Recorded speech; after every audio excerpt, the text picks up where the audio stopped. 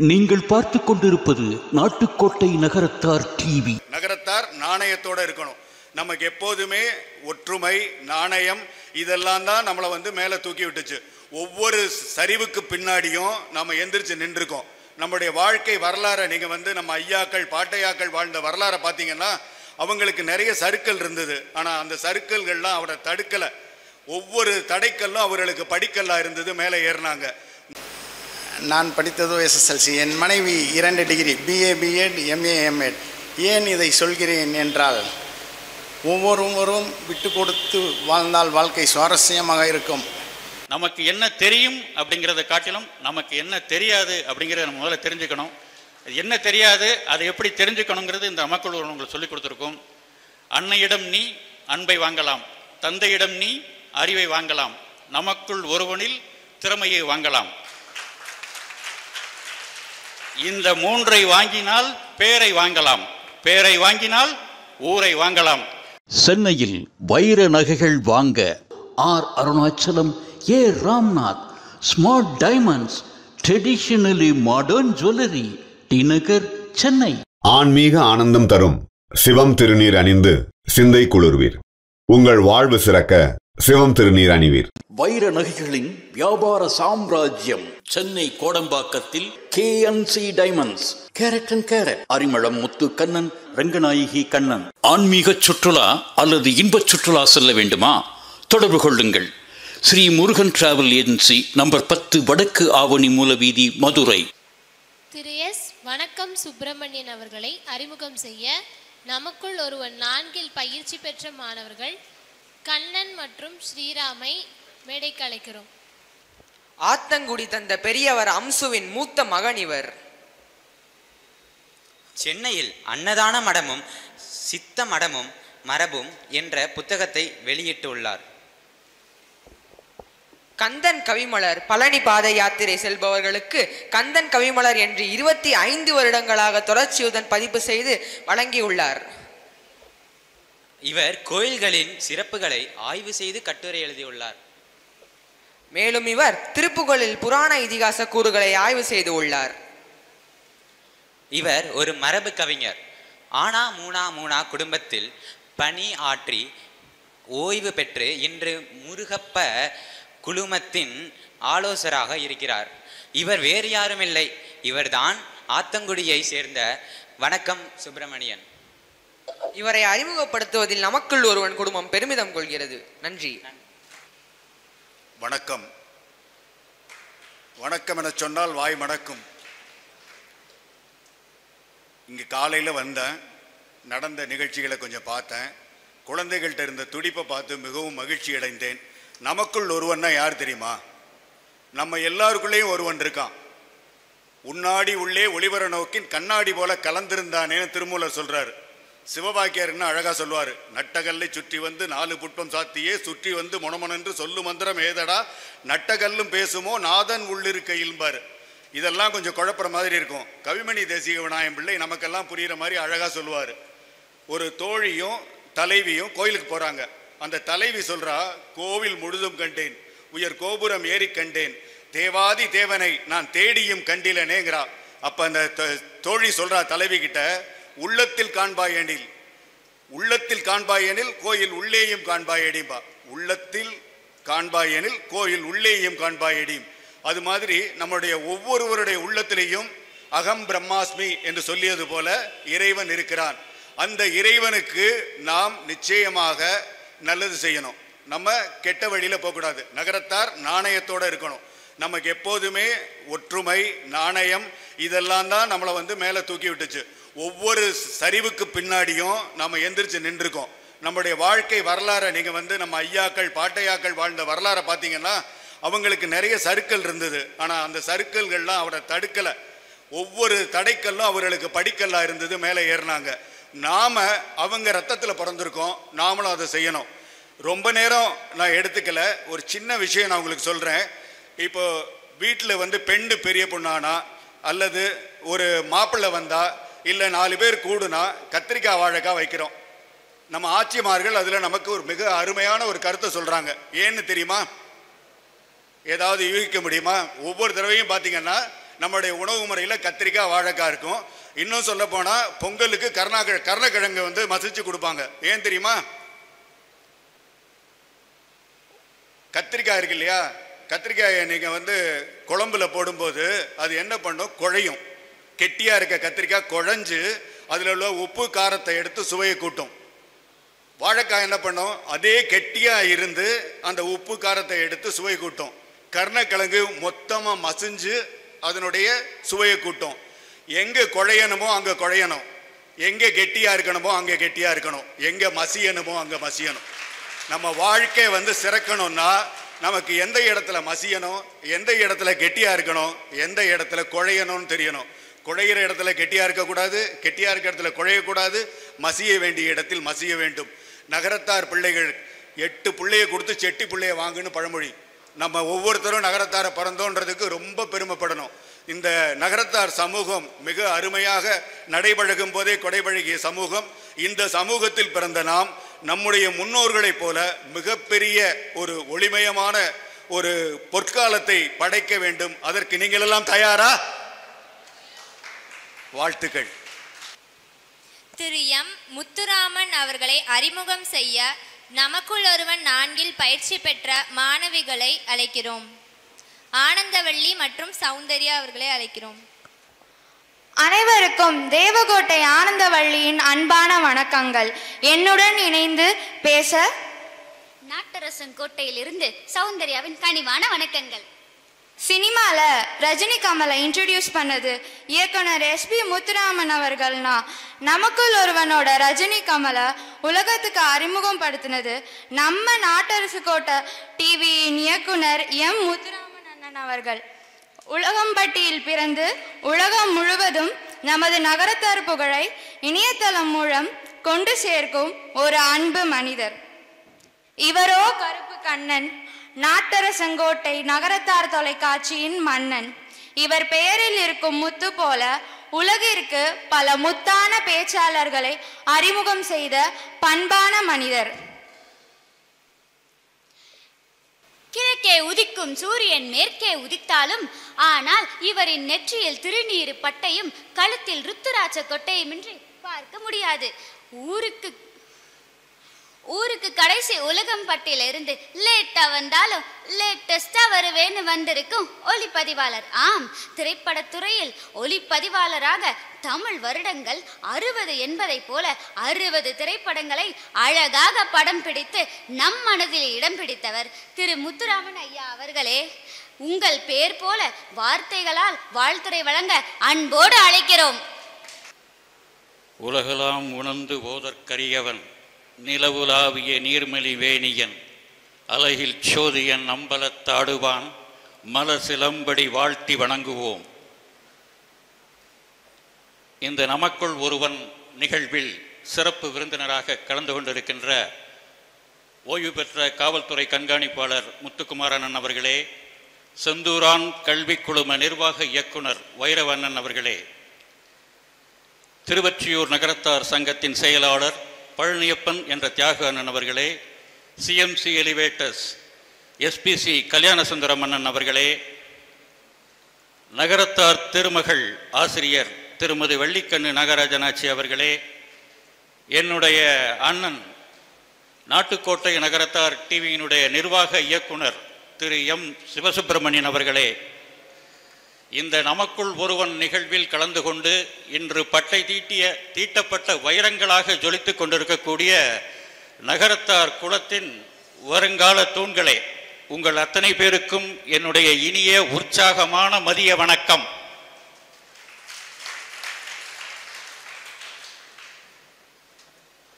அதாவது கிட்டத்தட்ட 3 நாட்களாக நீங்கள் பல்வேறு துறையை சார்ந்தவங்கள்ட்ட மிகப்பெரிய பயிற்சியை நடத்திக்கிட்டு இருப்பீங்க.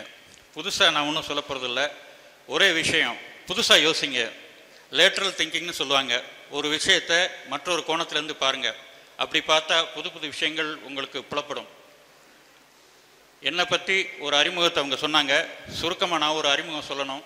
நான் ஒரு 45 படங்களில் புகைப்பட கலைஞரை வேலை பார்த்துருக்கேன். 12 படங்களில் ஒளிப்பதிவாளர், கேமராமேன், சினிமாட்டோகிராஃபராக இருந்திருக்கேன். ஆனந்த விகடன், தினமணி கதிர் உட்பட கிட்டத்தட்ட ஒரு 20-25 சிறுகதைகள் எழுதியிருக்கேன்.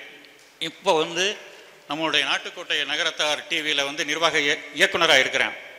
இந்த நாட்டுக்கோட்டை நகரத்தார் டிவி அப்படிங்கிறத எப்படி உதயமாச்சு அப்படிங்கிறத பற்றி நான் உங்கள்கிட்ட சொல்லணும். புதுசாக யோசிங்கன்னு உங்களுக்கு நான் சொன்னேன் இல்லையா, நிறைய படங்கள் பண்ணிகிட்ருக்கோம். பண்ணுற படங்கள்லாம் சரியாக போகலை அப்படின்னா வந்து ஒவ்வொரு படமும் புது படம் ஆயிரும். அப்படி ஒரு முறை எனக்கு படங்கள் எதுவும் கமிட்மெண்ட் கிடையாதுங்கிற ஒரு சூழலில் அடுத்து என்ன செய்யலாம், நமக்கு உள்ளே இருக்கக்கூடிய விஷயத்தை வச்சு என்ன செய்ய முடியும். எனக்கு படம் எடுக்க தெரியும், படத்தை இயக்க தெரியும், நிறைய விளம்பர படங்கள் எடுத்துருக்குறோம். இதை வச்சு என்ன செய்ய முடியும்.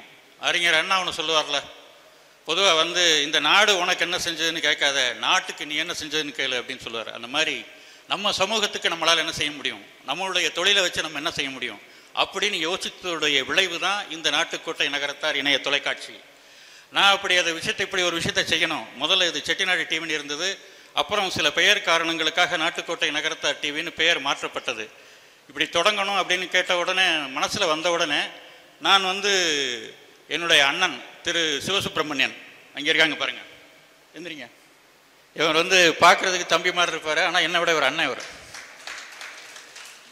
அவரை போய் சந்தித்து இந்த மாதிரி ஒரு விஷயம் அப்படின்னு சொன்னோன்னே அதுக்கு சில லட்சங்கள் அன்னைக்கு கிட்டத்தட்ட 4 வருடங்களுக்கு முன்னால் அவர் முதலீடு பண்ணார். நாங்கள் இருவரும் பங்குதாரராக இருந்து அந்த தொலைக்காட்சியை தொடங்கினோம். இன்று உலகெங்கும் இருக்கக்கூடிய நகரத்தார்களை இணைக்கின்ற பாலமாக இந்த நாட்டுக்கோட்டை நகரத்தார் இணைய தொலைக்காட்சி 1,28,000 சந்தாதாரர்களுடன் வலம் வந்து கொண்டு இருக்கிறது. அதன் பிறகு ஒரு விஷயம் வந்து, இந்த நாட்டுக்கோட்டை நகரத்தார் டிவிக்கு நான் நன்றி சொல்லணும். ஏன்னு கேட்டிங்கன்னா, நம்மளுடைய நகரத்தாரில் கிட்டத்தட்ட 100க்கும் மேற்பட்ட ஆளுமைகளை, அதாவது நம்முடைய நீதியரசர் ஏஆர்எல் ஐயாவிலேருந்து ஏசிஎம் ஐயாவிலேருந்து 105 வயது வரை வாழ்ந்த நம்ம ராயவரம் பழனியப்ப ஐயாவிலேருந்து கிட்டத்தட்ட 100க்கும் மேற்பட்ட ஆளுமைகளை நாங்கள் வந்து நேரடியாக அவங்களுடைய நேர்காணலை பதிவு பண்ணியிருக்கோம். ஒவ்வொருத்தருடைய வாழ்க்கையும் ஒவ்வொரு புத்தகம், சாதாரணமான விஷயம் கிடையாது. நீங்கள் அந்த நேர்காணல்லாம் போய் பார்த்தா தெரியும். குறிப்பிட்டு நான் சொல்லணும் அப்படின்னா அதில் நிறைய விஷயங்கள் இருக்குது, டைம் இல்லை. இந்த மாதிரி பாருங்கள், இப்போ வந்து நான் வந்து ஒரு ஸ்டாப் வச்சு தான் பேச ஆரம்பிச்சிருக்கேன். தம்பி வந்து 7 நிமிஷத்துலேருந்து 8 நிமிஷம் வரையும் பேசலாம், 10 நிமிஷம் வரையும் பேசலாம் அப்படின்னு இருக்காரு. குறிப்பாக சில விஷயங்களை பற்றி சொல்லணும் அப்படின்னு கேட்டிங்கன்னா, இந்த நேர்காணலில் முதல்ல வந்து 100 வயசுக்கு மேலே வாழ்ந்த நம்ம பழனியப்பையாட்ட பேசிகிட்டு இருக்கும்போது அவங்க ஒரு விஷயத்த தான் சொன்னாங்க. வாழ்க்கையில் வந்து நமக்கு நம்பிக்கை ரொம்ப அதிகம் வேணும். பொதுவாக வந்து இன்றைக்கி வந்து வைத்திய முறைகள் நிறைய வந்தாச்சு. நான் அவங்களை இன்டர்வியூ எடுக்க போது எங்களுக்கு வயசு 105. இப்போ ஐயா காலமாயிட்டாங்க, அவங்களுக்கெல்லாம் தெரிஞ்சிருக்கும். அப்போ அவங்க சொல்கிறாங்க, ஐயா உங்கள் வாழ்க்கையிலே நடந்த சோதனையான ஒரு காலகட்டத்தை பற்றி சொல்லுங்கன்னு சொல்லும்போது ஐயா என்ன சொன்னாங்க தெரியுமா, அவங்களுக்கு 45 வயது ஆன போது அவங்களுக்கு அப்பெண்டிஸ் சர்ஜரி ஆகிருக்கு வயிற்றில். அந்த காலகட்டம் கிட்டத்தட்ட 60 வருஷத்துக்கு முன்னாடி இந்த மாதிரி ஒரு சர்ஜரி ஆனது. சர்ஜரி ஆகிட்டாலும் அந்த தொந்தரவு ஐயாவுக்கு தீரலை. திருப்பியும் ஒரு பிரச்சனை இருக்க மாதிரி தெரிஞ்சு மறுபடியும் அதே டாக்டர்கிட்ட போனால் சொல்லியிருக்காங்க, இல்லை மறுபடியும் இன்னொரு சர்ஜரி பண்ணணுன்னு இருக்காங்க. அப்போ ஐயா யோசிக்காமல் அதே டாக்டர்கிட்ட இன்னொரு சர்ஜரியும் பண்ணியிருக்காங்க. பொதுவாக நம்ம மாதிரி ஆட்கள் என்ன செய்வோம்னா, 2வது சர்ஜரி வந்துடுச்சனால இப்போ டாக்டரை மாற்றும் அல்லது வேறு பரிசோதனை எடுப்போம். திருப்பி இந்த 2வது சர்ஜரியிலையும் குணமாகாமல் இருந்த பொழுது 3வதாக ஒரு சர்ஜரி தேவைப்படுது. உள்ளே வந்து ஃபங்கஸ் வந்துருச்சு ஐயா, நீங்கள் வந்து அதை வந்து எடுக்கணும், திருப்பியும் ஒரு சர்ஜரி வேணும் அப்படின்னு அந்த டாக்டர் சொன்ன போதும் ஐயா வந்து நம்பிக்கையா நீங்களே பண்ணுங்கன்னு சொன்னாங்களா அந்த டாக்டர்கிட்ட. டாக்டர் கேட்டாராம், நான் வேணால் 2 முறை நான் பண்ணிட்டேன், 3வது முறை பண்ணும்போது உங்களுக்கு எனக்கு ஒன்றும் ஆட்சேபனை இல்லை, என் தலையில் என்ன எழுதியிருக்கோ நடக்கும், அதை நீங்கள் பண்ணுங்கள், நான் நல்லபடியாக எந்திரிச்சு வருவேன்னு நம்பிக்கையோடு சொன்னாங்களாம். அந்த நம்பிக்கையில் திருப்பி எந்திரிச்சு வந்தாங்க. அதுக்கப்புறம் 65 வயசும் நல்லா இருந்திருக்காங்க அவங்க. அதன் பிறகு ஒரு விஷயம் அந்த எங்கள் தெளிவாக தெரிஞ்சது என்னென்னா, 105 வயது வரையும் வாழக்கூடிய அந்த காரணம் என்னென்னா, இங்கே அவங்க எதையுமே ஏற்றிக்கலை. சில விஷயங்களை குறிப்பிட்டு சொன்னாங்க. எந்த ஒரு டென்ஷனும் ஆகிறதில்ல. பிள்ளைங்களுக்கு பிரித்து கொடுக்க வேண்டிய விஷயங்கள் எல்லாம் சின்ன சின்ன வயசில் எல்லா பிள்ளைங்களையும் செட்டில் பண்ணி கொடுத்துட்டு கடைசி காலம் வரையும் நாங்கள் சந்திக்கிற காலம் வரையும் அவங்க என்னென்னா கிரிக்கெட் ரொம்ப விரும்பி பார்ப்பாங்களாம். இந்த எலெக்ஷன் பார்லிமெண்ட்ரி எலெக்ஷன் இப்போ முடிஞ்சிருக்கு தெரியும் உங்களுக்கு. போன எலெக்ஷன் முடிஞ்ச நேரத்தில் அவங்கள இன்டர்வியூ எடுத்தோம். ஐயாட்ட கேட்டேன், யாருக்கு ஐயா ஓட்டு போட்டிங்கன்னு கேட்டேன். ஐயா சிரிச்சுட்டே சொன்னாங்க, மோடிக்கு தான் போட்டேன், மோடிக்கு போட்டால் தான் நாடு நல்லா இருக்குன்னு நினைக்கிறேன். ஏன் ஐயா அப்படின்னு கேட்டேன். ஐயா வந்து புள்ளி உரத்தோட விவரங்களை சொன்னாங்க. இப்படியெல்லாம் இருந்தது, அதனால் நான் போட்டேன் அப்படின்னாங்க. அப்படி சமகால அரசியல் அறிவும் ஐயாவுக்கு இருந்தது. அப்படி ஒரு ஆற்றல் மிக்க நகரத்தார் ஆளுமைகளை சந்திக்கிறோம். அதுக்கப்புறம் நம்ம சோசோமி ஐயா மாதிரியான ஆட்களெல்லாம் நீங்கள் சந்திக்கவே முடியாது. வாழும் வாரியார் அப்படின்னா அவருக்கு பொருந்தும். அத்தனை விதமான விஷயங்கள், எத்தனை ஆயிரம் பாட்டுக்கள். அடே அப்பா மிரண்டு போயிட்டேன். அத்தனை விஷயம் அத்தனையும் மனப்பாடமாக சொல்கிறாங்க. நான் கேட்டேன், ஐயா உங்களுக்கு இந்த நினைவு திறன் எப்படி வந்துச்சு அப்படின்னு கேட்கும்போது சொன்னாங்க, தம்பி நான் வந்து சின்ன வயசில் படித்த பாட்டு பூரா நிற்கிது, இப்போ படிக்கிற அந்த அளவுக்கு இல்லைங்கிறாங்க. ஆனால் நிறைய விஷயங்கள் அவங்க ஞாபகத்தில் வச்சுக்கிறாங்க. அதாவது அமையக்கூடிய அவங்களுக்கு அமைந்த அந்த குருநாதர்கள் அந்த மாதிரி அவங்க வாசுப்ப மாணிக்கனார் அப்படிங்கிறவர்கிட்ட தான் ஐயா வந்து ட்ரெயினப் ஆகி வந்திருக்காங்க. அந்த காலகட்டத்தில் திருவாசகங்கள் மற்ற விஷயங்கள்லாம் ஒவ்வொரு விஷயங்களாக படித்து அந்த அளவுக்கு தங்களுடைய ஆளுமை திறனை வளர்த்துக்கிட்டு இருக்காங்க. அப்படிப்பட்ட ஆட்களுடைய நேர்காணல் எல்லாம் நீங்கள் வந்து அந்த சேனலில் போனீங்கன்னா பார்க்கலாம். அதன் பிறகு ஒரு விஷயம் உங்களுக்கு நான் சொல்லணும்னு கேட்டிங்கன்னா, இப்போ வந்து உங்களுக்கு நிறைய விஷயங்களை சொல்லிக் கொடுத்துருப்பாங்க. ஆனால் கல்லூரி காலங்களில் வாழ்க்கை வந்து இன்னும் சில விஷயங்களை சொல்லிக் கொடுக்கும். உங்களுக்கு கிடைக்கக்கூடிய நண்பர்கள், உங்களுக்கு கிடைக்கக்கூடிய பேராசிரியர்கள், இவங்கெல்லாம் அவங்க வாழ்க்கையை மாற்றுவாங்க. ஏறல பேசும்போது அவங்க அப்படி சொல்லுவாங்க, என்னென்னா என்னதான் நீங்கள் வந்து நம்ம குழந்தைங்களை வீட்டில் வந்து அறிவுரை சொல்லி வளர்த்தாலும் அவங்க கல்லூரிக்கு போகும்போது அவங்களுக்கு அமையக்கூடிய நண்பர்கள், அதுக்குண்டான காலகட்டம், அந்த நட்பு, அதன் பிறகு அவங்களுடைய பேராசிரியர்கள், இவங்க அவங்க வாழ்க்கையில் செலுத்தக்கூடிய ஆதிக்கங்கிறது அதிகம்.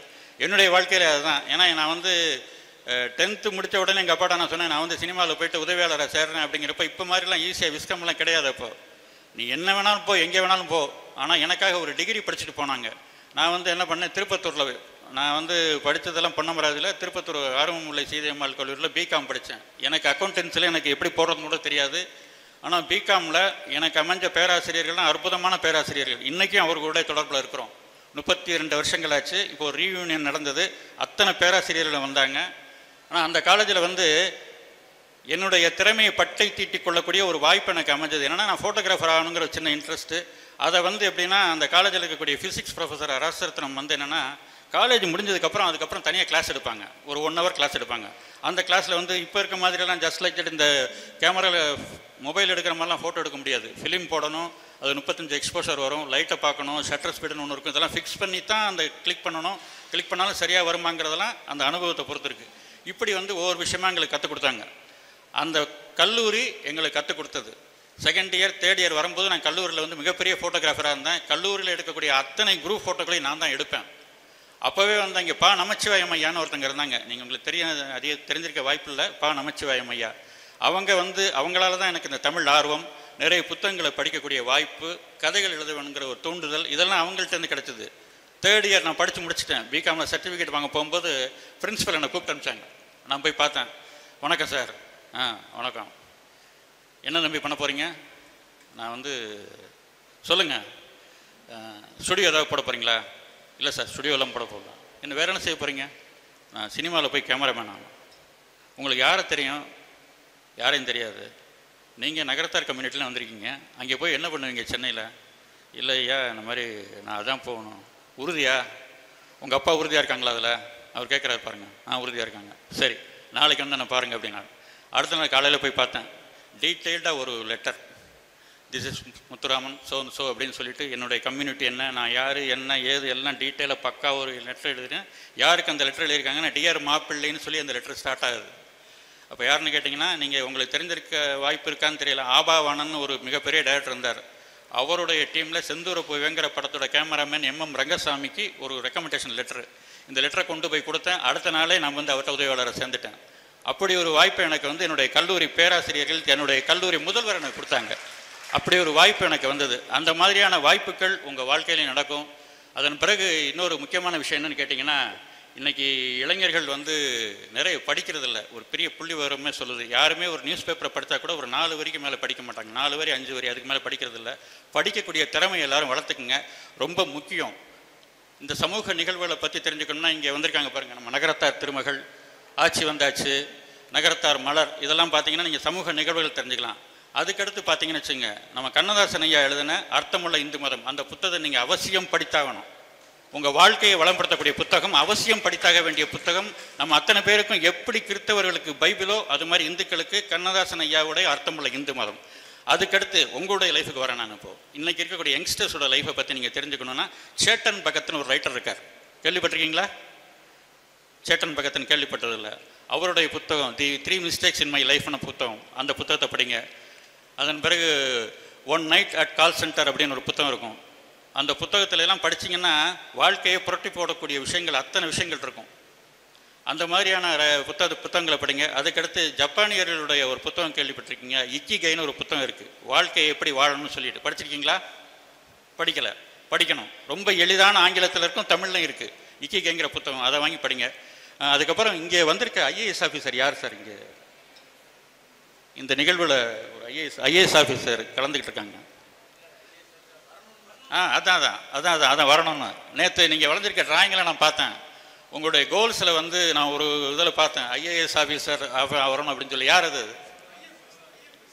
ஐஎஃப்எஸ் அவங்களுக்காக ஒரு பெரிய கிளாப் பண்ணிடலாம். இந்த மாதிரி எனக்கு ரொம்ப பிடிச்சதே வந்து நான் அவங்களுடைய கோல்ஸையும் பார்த்தேன், அதுக்கப்புறம் அவங்களுடைய வீக்னஸையும் பார்த்தேன், ரெண்டையுமே. அது என்னென்ன வீக்னஸ் என்னன்னு கேட்டிங்கன்னா, அந்த வீக்னஸ் தெரிஞ்சால் தான் நம்ம யார் அப்படிங்கிறது நமக்கு தெரியும். உன்னையறிந்தால் இந்த உலகத்தில் போராடலாம். நம்ம யாருன்னு தெரியணும். நமக்கு என்ன தெரியும் அப்படிங்கிறத காட்டிலும் நமக்கு என்ன தெரியாது அப்படிங்கிறத நம்ம முதல்ல தெரிஞ்சுக்கணும். என்ன தெரியாது, அதை எப்படி தெரிஞ்சுக்கணுங்கிறது இந்த நமக்குள் உங்களுக்கு சொல்லிக் கொடுத்துருக்கோம்.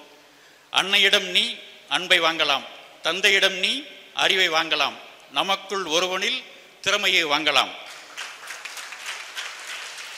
இந்த மூன்றை வாங்கினால் பேரை வாங்கலாம், பேரை வாங்கினால் ஊரை வாங்கலாம், ஊரை உலகத்தை அனைவரும் வாங்குவதற்கு நமது நாட்டுக்கோட்டை நகரத்தார் இணைய தொலைக்காட்சியின் சார்பாகவும் எங்களுடைய 1,28,000 சந்தாதாரர்கள் சார்பாகவும் வாழ்த்துக்களையும் வணக்கங்களையும் தெரிவித்து விடைபெறுகிறேன். நன்றி, வணக்கம்.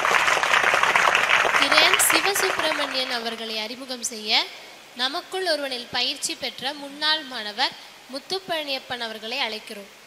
மாநகரம் சென்னையில் மருந்து வணிகமும் மற்றவர்கள் வாழ்வில் வளம் பெற வட்டி தொழிலும் பேப்பர் வணிகமும் பேரன்புடன் செய்யும் பெருமைமிகு நாட்டுக்கோட்டை நகரத்தார் இணைய தொலைக்காட்சியின் நிர்வாக இயக்குனரும் நித்திய கல்யாணி கைலாசநாதர் இங்கா அருள் பெற்ற கண்டவராயன்பட்டி திரு சிவசுப்பிரமணியன் அண்ணன் அவர்களை நமக்குள் ஒருவன் சார்பாக அறிமுகம் செய்வதில் பெருமகிழ்ச்சி கொள்கிறேன்.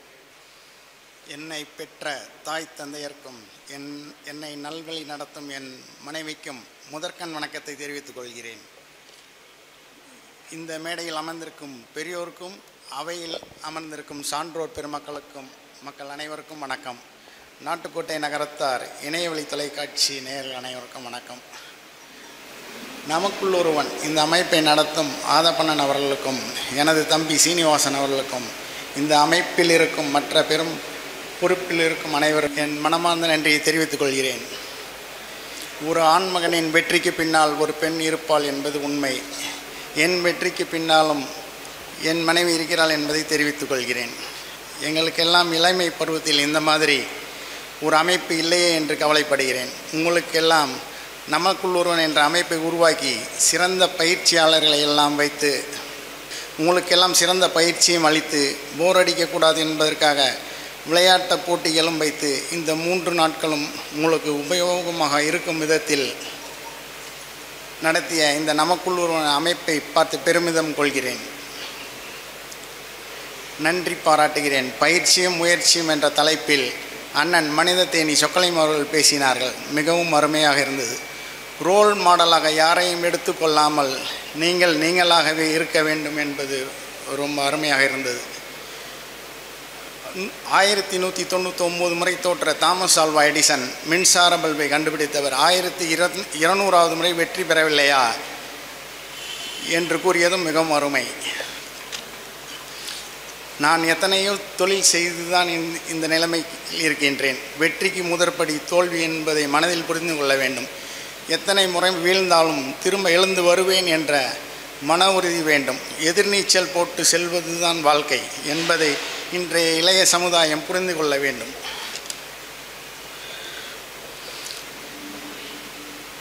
நான் ஒன்றும் பெரிதாக படிக்கவில்லை, மேடையில் பேசி பழக்கமில்லை. இதுதான் 2வது முறை. நான் படித்ததோ SSLC. என் மனைவி 2 degree BA BEd MA MEd. ஏன் இதை சொல்கிறேன் என்றால், ஒவ்வொருவரும் விட்டு கொடுத்து வாழ்ந்தால் வாழ்க்கை சுவாரஸ்யமாக இருக்கும். எங்கள் வாழ்க்கையும் அப்படித்தான். அனைவரும் நன்றாக படியுங்கள். அதுதான் நீங்கள் போடும் அஸ்திவாரம். முக்கியமாக அனைத்து மொழிகளையும் கற்றுக்கொள்ளுங்கள். முக்கியமாக ஹிந்தி பேச கற்றுக்கொள்ளுங்கள். ஏனென்றால் எந்த ஊருக்கு சென்றாலும் உங்களுக்கு மொழி பிரச்சனை இருக்காது. நம் நகரத்தார் பிள்ளைகள் எப்பொழுதும் மிகுந்த அறிவும் மாற்றமும் உள்ள பிள்ளைகளாகத்தான் இருப்பார்கள் என்பதில் எந்தவித மாற்றமும் இல்லை. நேற்று இரவு 9:30 மணிக்கு ஒரு விஜே ப்ரோக்ராம் நடத்தினார்கள். காசி சத்திர மேலாண்மை கழக முன்னாள் செயலாளர் அண்ணன் லக்ஷ்மணன் அவர்களும் அவருடைய புதல்வி மீனாட்சி அவர்கள் நடத்திய அந்த நிகழ்ச்சி மிகவும் அருமை. ஒவ்வொருவருக்கும் ஒவ்வொரு டாபிக் கொடுத்து பேச வைத்து அவருடைய பேச்சு திறமையை பேச வைத்து அவருடைய கருத்து பேச்சு மேம்படுத்துவதும் மிகவும் அருமை. இந்த மாதிரி ஒரு நிகழ்ச்சியெல்லாம் எங்களுக்கெல்லாம் நடத்தியிருந்தால் சிறந்த பேச்சாளர்களாக வந்திருப்பேன். திரைக்கு முன்னால் பின்னால் என்று கூறுவது போல திரைக்கு முன்னால் எனது சகோதரர் முத்துராமனும் திரைக்கு பின்னால் நானும் என்று இருந்தோம். தம்பி சீனிவாசன் என்னையும் உங்களில் ஒருவனாக்கி முதல் முறையாக என்னை திருச்செந்தூரில் பேச வைத்தார். இப்பொழுது இரண்டாவது முறையாக சுவாமி மலையில் பேச வைத்து அழகு பார்த்த தம்பி சீனிவாசனுக்கும் ஆதப்பண்ணன் அவர்களுக்கும் இந்த அமைப்பை சார்ந்த அனைவருக்கும் வாழ்த்துக்களையும் நன்றிகளையும் கூறி விடைபெறுகிறேன். நன்றி, வணக்கம்.